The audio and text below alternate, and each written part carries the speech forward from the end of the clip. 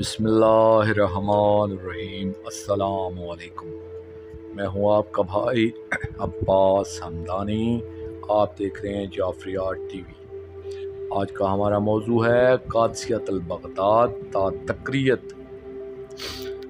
دوستو 23 صفر 61 ہجری 21 نومبر 680 عیسوی ہفتہ کے دن صبح سویرے قادسیۃ البغداد سے قافلہ روانہ ہوا۔ یہاں سے دریائے دجلہ کے مغربی کنارے کے ساتھ ساتھ سفر شروع ہوا اور بلد تک جاری رہا۔ اس کے درمیان کالات کا شہر تھا جو اس وقت ایک متاشا شمار ہوتا تھا۔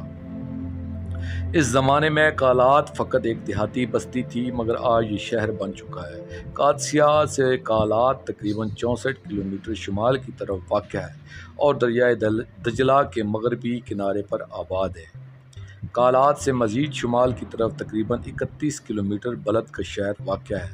یہ بھی اس دور میں ایک دیہاتی قصبہ تھا، مگر بعد ازاں جب مولا امام حسن عسکری علیہ السلام کے بڑے بھائی سرکار سید محمد علیہ السلام 253-254 ہجری کے قریب یہاں پہنچ کر واصل باللہ ہوئے اور ان کا پاک مرکز مبارک یہاں بنایا گیا، تو پھر اس صاحب جلال ذات پاک کی وجہ سے اس شہر کا نام بلد سید محمد علیہ السلام مشہور ہوا اور اس شہر نے پھر بہت ترقی کی۔ بلد کا شہر بھی دریائے دجلہ کے مغربی کنارے آباد ہے۔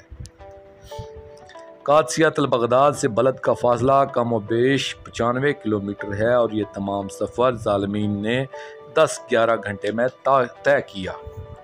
میں یہ تو آپ کو بتا چکا ہوں، قدیم میسوپوٹیمیا یعنی موجودہ عراق میں قادسیہ نام کے 2 شہر آباد ہیں۔ ایک کوفہ سے جنوب مغرب کی طرف عزیب الحجانات سے 8 کلومیٹر دور ہے، دوسرا شہر بغداد سے شمال مغرب کی طرف واقع ہے۔ ان شہروں کی پہچان کے لیے ایک کو قادسیۃ الکوفہ اور دوسرے کو قادسیۃ البغداد کہا جاتا تھا۔ سہل ابن سعید سے روایت ہے کہ میں نے قصر بنی مقاتل سے موصل جانا تھا۔ میں یہاں سے قادسیۃ البغداد جانے والے ایک قافلے میں شامل ہو کر چل پڑا۔ قادسیہ پہنچ کر میں اس انتظار میں رک گیا کہ یہاں سے جو بھی قافلہ موصل کی جانب روانہ ہوگا تو میں اس میں شامل ہو جاؤں گا، کیونکہ اس دور میں اکیلے سفر کرنا خطرہ سے خالی نہیں ہوتا تھا۔ مگر کافی دن تک موصل جانے والا کوئی کارواں مجھے نہ مل سکا، جس کی وجہ سے میں کافی پریشان بھی تھا۔ پھر ایک رات اچانک یہاں ایک بہت بڑا کاروان آ پہنچا، جس کے ساتھ 2 یا 3 ہزار سے بھی زیادہ فوجی تھے۔ ان کے ساتھ پرداداروں کے کچھ محمل بھی تھے۔ یہاں پہنچ کر انہوں نے قیام کیا اور اپنے خیام آبادی سے کچھ دور نصب کیے۔ میں جس سرائے میں مقیم تھا، اس قافلہ کی قیامگاہ میں اس کے سامنے تھی۔ میں نے دیکھا کہ رات ہوتے ہی جتنے بھی فوجی اس قافلہ میں شامل تھے، ان میں سے سوائے چند ایک کے باقی سب اپنے اپنے خیموں میں سو گئے، مگر اس قافلہ کے ساتھ جو پاک پردادار صلوات اللہ علیہم تھے، وہ سبھی ان ملائین کے خیام سے کچھ دور زیر آسمان جناب جبرائیل کے لگائے ہوئے پردہ عبادت میں فرش زمین کو عرش مولا بنا کر بیٹھ گئے۔ ساری رات یہ ملائین ازل تو آرام سے سوتے رہے، مگر پردہ عبادت کی مالک پاک مستورات صلوات اللہ علیہم کے ساتھ جو بیمار نگران تھے، وہ اپنے ایک کمسن بیٹے کے ساتھ نہ صرف یہ کہ جاگتے رہے، بلکہ اپنے زانوؤں پر پیشانی رکھے گریہ فرماتے رہے۔ اب تاریخ ہمیں یہ نہیں بتاتی کہ پاک مقدرات عصمت و طہارت صلوات اللہ علیہم نے یہ رات کیسے گزاری، مگر ایک اہل دل اس بات کا بخوبی اندازہ کر سکتا ہے کہ جن پاک بیبیوں صلوات اللہ علیہم نے کردگار وفا علیہ السلام کے حفظ و ایمان میں ساری زندگی گزاری ہو، انہیں ایسی جگہ پر کیسے آرام مل سکتا ہے؟ ظاہر ہے کہ ان کی یہ رات بے چینی اور گریہ و زاری ہی میں گزری ہوگی۔ سہل ابن سعید کہتا ہے کہ میں نے رات کے وقت اس کاروان کے سالار سے بات کی اور پوچھا کہ تم کہاں جا رہے ہو؟ اس نے بتایا کہ ہم موصل کے راستہ سے شام جائیں گے۔ میں نے اس سے کہا کہ میں نے بھی موصل جانا ہے، اگر آپ مناسب سمجھیں تو مجھے بھی ساتھ لیتے جائیں۔ اس ملاؤن نے مجھے کوئی مناسب یا مثبت جواب نہ دیا اور میں سرائے میں واپس آ گیا۔ کچھ دیر کے بعد مجھے خیال آ گیا کہ مجھے ان لوگوں کو پیسوں کا لالچ دینا چاہیے، شاید اس طرح لالچ میں آ کر یہ مجھے اپنے ساتھ لے جانے پر راضی ہو جائیں۔ جب میں دوبارہ ان ملائین کے خیام میں پہنچا تو میں نے دیکھا کہ انہوں نے شراب کی محفل سجائی ہوئی تھی۔ میں نے ان میں سے ابہر بن کعب ملعون سے کہا کہ میرے پاس 1000 درہم ہے، اگر تم لوگ مجھے موصل تک اپنے قافلہ کے ساتھ لے جانے کی حامی بھر لو تو میں وہ 1000 درہم تمہیں دینے کے لیے تیار ہوں۔ جب اس ملعون کی نگاہ پیسوں پر پڑی تو اس نے شراب کے نشے میں دھت ہو کر لڑکھڑائی ہوئی زبان میں کہا کہ یہ درم ہمیں دے دو، ہم تمہیں اپنے ساتھ لے جائیں گے۔ مرتا کیا نہ کرتا میں نے 1000 درم ان کے حوالے کر دیے۔ سہل سے روایت ہے کہ میں نے اس قافلہ کے ساتھ سفر شروع کر دیا۔ جب ہم لوگ اگلی منزل پر پہنچے تو وہاں ہم نے ایک سرائے میں قیام کیا۔ وہاں میں نے دیکھا کہ اس قافلہ کے ساتھ باقی سامان کے علاوہ ایک صندوق بھی تھا جسے تالا لگا ہوا تھا، اور اس صندوق کی نگرانی کے لیے 50 آدمی متعین تھے جو اس صندوق سے لمحہ بھر کے لیے بھی جدا نہیں ہوتے تھے۔ میں سمجھا کہ اس میں شاید ان ملائی کا کوئی خزانہ ہوگا، مگر میں نے زیادہ تفحص یا تفتیش کرنے کی کوشش نہ کی۔ جب کافی رات گزر گئی، جو 50 افراد اس صندوق کی حفاظت پر مامور تھے انہوں نے صندوق کے چاروں طرف بیٹھ کر شراب خوری شروع کر دی۔ انہوں نے اتنی زیادہ شراب نوشی کی کہ وہ سبھی بدمست ہو گئے اور نشے کی حالت میں بڑبڑانے لگے۔ اس وقت میں آہستہ آہستہ چلتا ہوا ان کے قریب گیا اور ان سے دریافت کیا کہ اس صندوق میں کون سی ایسی چیز ہے کہ جس کی حفاظت کے لیے تم کو مامور کیا گیا ہے۔ انہوں نے بتایا کہ اس صندوق میں مولا امام حسین ابن علی علیہ السلام کا سر عطر ہے جو ہم شام لے جا رہے ہیں۔ یہ ملائن سرائی کی ایک دیوار کے ساتھ سہارا لے کر بیٹھے ہوئے تھے اور ان کے سامنے والی دیوار کے ساتھ سر عطر والا صندوق پڑا تھا اور یہ شراب کے جام پر جام پیتے چلے جا رہے تھے۔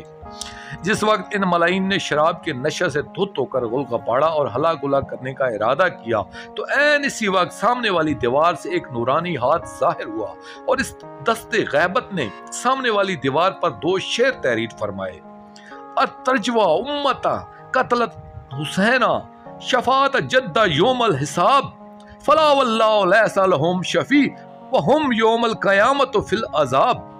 مفہوم: کس قدر حیرت کی بات ہے کہ یہ ملائن ازل کربلا میں جس پاک ذات پر مظالم ڈھاتے رہے اور پھر انہیں بے دردی اور بے رحمی سے شہید کر دیا، انہی کے پاک نانا صلی اللہ علیہ وآلہ وسلم سے شفاعت کی امید بھی رکھتے ہیں۔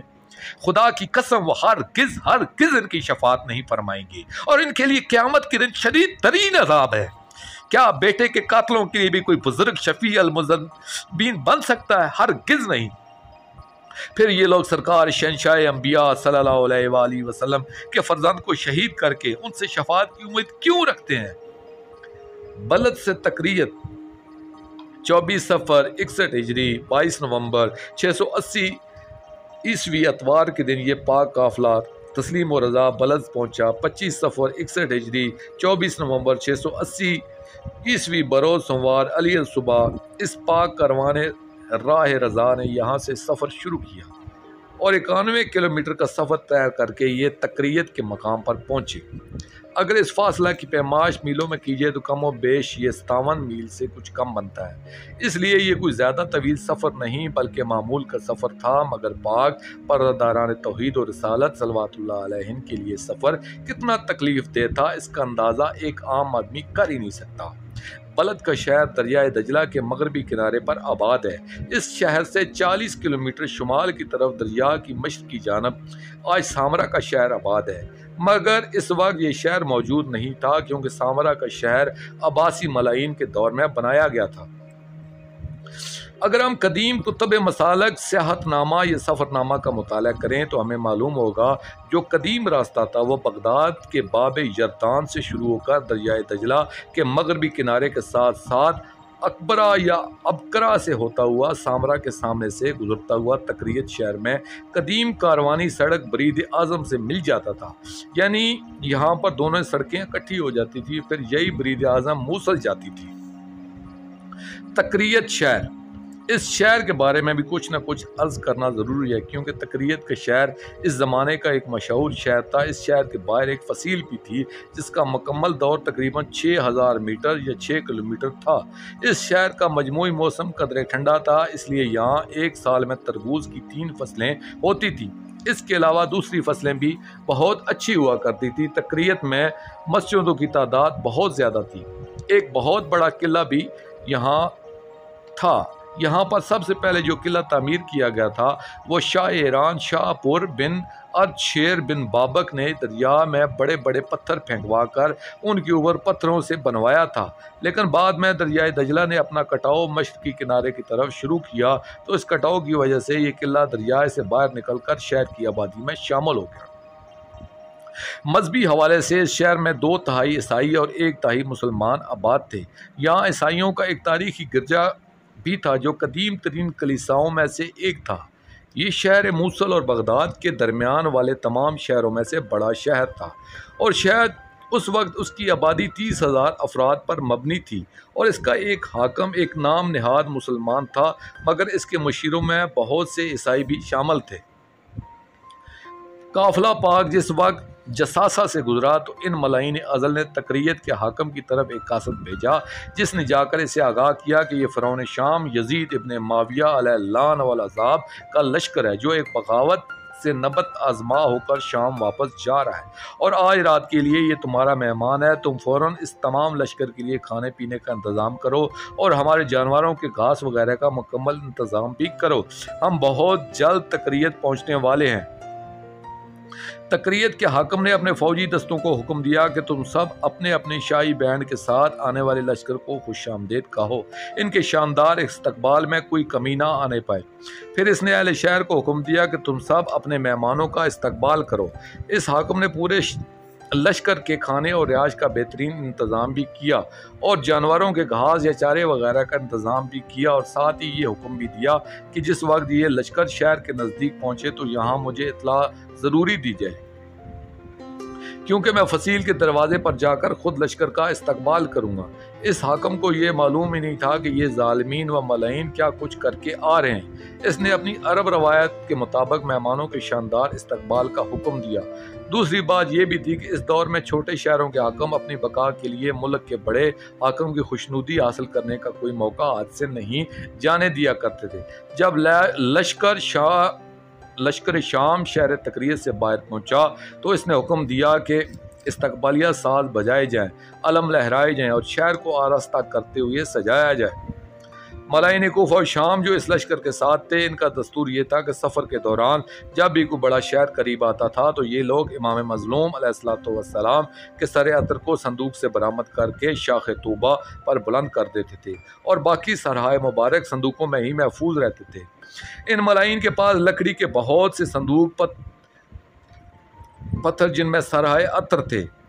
جس وقت شہر تقریت کے تمام لوگ فصیل شہر سے باہر جا کر قافلہ کا استقبال کر رہے تھے، اس وقت وہاں کے کلیسا کے 5 بڑے اسقف یا پادری بھی موجود تھے۔ ان میں سے ایک پادری مجمع عام کے سامنے آ کر پوچھنے لگا یہ کس کا لشکر آ رہا ہے، اور اس لشکر کے آگے آگے معراج شہادت پر فائز سر مبارک کس کا ہے؟ لوگوں نے اسے بتلایا کہ ہمارے حاکم شام یزید ملعون کے خلاف کسی نے کہیں اعلان جنگ کیا تھا۔ اس جنگ میں فرعون شام کو خدا نہ کرے فتح نصیب ہوئی ہے، اور یہ پاک سر اس مخالف فوج کے امیر لشکر کا ہے۔ اس پادری نے کہا خدا تمہیں برباد کرے، تم لوگ استقبال کے لیے دوڑے چلے آئے ہو، کیا تمہیں علم ہے کہ یہ پاک سر کس کا ہے؟ یہ تو ہمارے اس پاک شہنشاہ معظم کے لخت جگر کا سر عطر ہے، جو پورے 5 سال تک ہمارے حاکم رہے ہیں۔ یہ امیر کائنات سرکار علی ابن ابی طالب علیہم الصلوۃ والسلام کے چھوٹے فرزند مولا امام حسین علیہ الصلوۃ والسلام کا سر عطر ہے۔ میں پچھلے دنوں کوفہ گیا تھا اور وہاں سے تمام حالات بخوبی معلوم کر کے آیا ہوں۔ تم لوگ بے شک تحقیق کر لو، یہ تمہارے نبی صلی اللہ علیہ وآلہ وسلم کے سبط اصغر علیہ الصلوۃ والسلام کا پاک سر ہے۔ حیف اور تف ہے تم لوگوں پر کہ جس نبی کا تم کلمہ پڑھتے ہو، انہی کے نواسے کے قاتل ان کا پاک سر لے کر تمہارے شہر میں آئیں اور تم لوگ جشن مناؤ۔ تم سب کے لیے نہایت شرم بلکہ ڈوب مرنے کا مقام ہے۔ اس پادری کی یہ بات سنتے ہی کچھ مسلمان تو استقبال کیے بغیر ہی واپس چلے گئے، اور کچھ مسلمان وہیں کھڑے روتے رہے۔ وہ اسقف وہاں سے واپس اپنے کلیسا میں آیا اور یہاں پہنچ کر ناقوس بجایا تاکہ لوگ جمع ہو جائیں۔